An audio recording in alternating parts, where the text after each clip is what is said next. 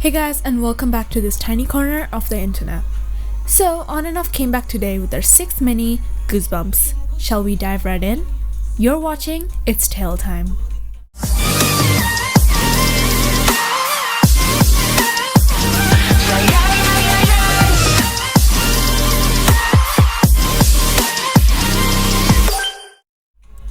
Before I start the video, I just want to state that nothing I say in the video accounts for any sort of hate towards songs or the artists themselves, and I believe that discussing analytically and critically about music should be normalized and done more without directing hate towards anyone's opinions.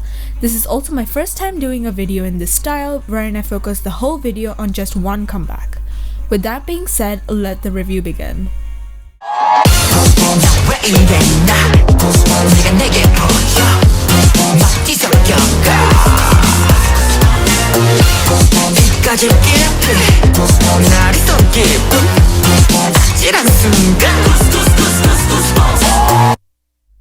So, Goosebumps. The track incorporates a lot of elements that make it so melodically, structurally, and production-wise interesting to listen to. I've also noticed this a lot with On and Off's overall soundscape with their titles, but they never seem to play it safe in terms of chords, instrument choices, or song structure. Having Monetary as their head producer really does wonders to them because that kind of sound isn't very apparent in K-pop songs, and it adds some sort of originality while also retaining the type of atmospheric sound that everyone loves listening to. It's interesting that with every comeback they have something so unusual yet intriguing embedded in their tracks. In a list of On and Off's title tracks, this would easily make a really high rank, even top 3 I'd reckon. The little high-pitched kid-like chants at the end of the bridge is a recurring feature I've seen in some On and Off tracks previously, like Ugly Dance. It adds to a high-tension climax right before the chorus appears for the 3rd time. The song equates to a very fluctuating roller coaster ride with the occasional build-ups of tension and the percussion dropping it down. The brass instruments, which I think is a trombone or a horn playing, adds to a very cinematic soundscape in general, making me imagine the members running away from something as part of a very thrilling adventure. Another very interesting thing to note is the sole unpredictability of the track. There is no way one can predict what is going to happen next at any point in time in the song, and as much as the idea of that sounds jarring and displeasing to the ear, it is executed perfectly while in the song. The song has 3 overall choruses, and it is a way that none of the choruses correlate with each other, and it does nothing but add to the cohesiveness of the song. It's like a pleasant surprise when you're expecting the previous chorus to repeat itself in the next one, but they present you with a completely new one and do this 3 times throughout the song. There was a lot of second-gen boy group soundscape incorporated in the song with the screechy and bassy synths, making it sound funky and very retro-experimental, as were the majority of the songs back in that era. I'd also have to mention the perfect blend and harmony of vocals and rap in this track. The vocal and the rap sections were distinct, and this allowed them to successfully contrast each other and add to its inter-cohesiveness. Onto the music video. The music video for this song might be their best music video, along with one of the best music videos released the entirety of the year. It was as if On and Off planned to release this in December to finish the year with a blast. They seemingly carried on their futuristic yet noisy and brassy retro concept from Beautiful Beautiful, but took it a few steps further, absolutely killing it with the CGI and the editing effects, especially with the text overlays and the comic-like effects throughout the chorus. The camera work was insane throughout the MV and was definitely evoking some sort of intrigue, hinting at the apparent storyline in the MV. I gave Goosebumps a solid 10 because I didn't find a single flaw or a single part of the song that I didn't like, which was partly the reason that I just had to review it.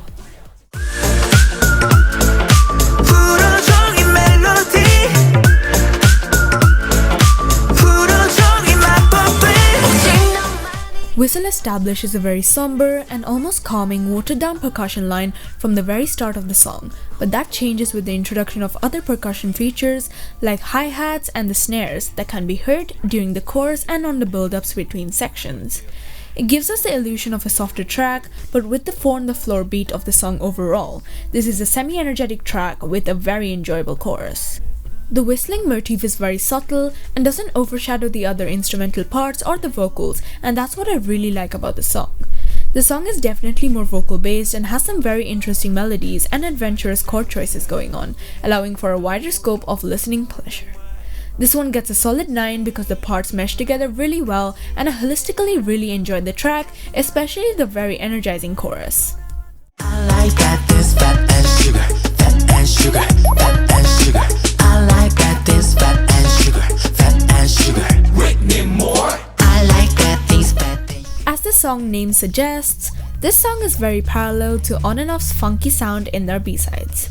The very random yet self-explanatory sound effects throughout the song makes this a very enjoyable track as a whole. The chorus drops as a semi-anti-drop as a contrast to the groovy build-up from the verses and the pre-chorus. The syncopated drops are a very good complementary addition to their vocals in the chorus, and it is very memorable and almost anthemic, and I expected nothing less from them. The unison in the post-chorus is very ringable, and I honestly love how mood-boosting it is as a song. It is not overly energetic at all, but the groove of the song is very ambient and adds to a very light-hearted yet sort of unfamiliar listening experience, hence the solid 9.5 on the track, making it my favorite B-side on the album. 아침이 되면 내일 보다 좀 더 빨리 잠에서 1분만이라도 1초만이라도. Another on and off ballad. No words can express how much I adore on and off ballads such as Thermometer, Cactus, I Do, and Summer Shape. The sole reason I really enjoy ballads in general is because of their simplicity. It gives me a chance to forget the over-complexity in songs that I listen to and appreciate and enjoy the beauty in the underproduction of a track to focus solely on the vocals. Alarm is a very soothing track and has a very soft chill trap beat in the percussion, and the harmonies with the layered vocals are very heavenly to listen to. It gets a good 8.75 from me because as much as ballads are usually the overlooked tracks in an album, I really adore and can appreciate a well-composed and well-structured ballad in an album.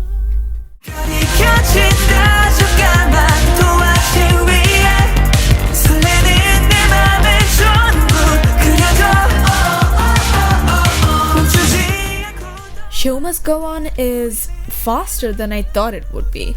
There aren't any drop-offs to it other than the repetitive nature of the song and the fact that the chorus is unchangeably the same every time.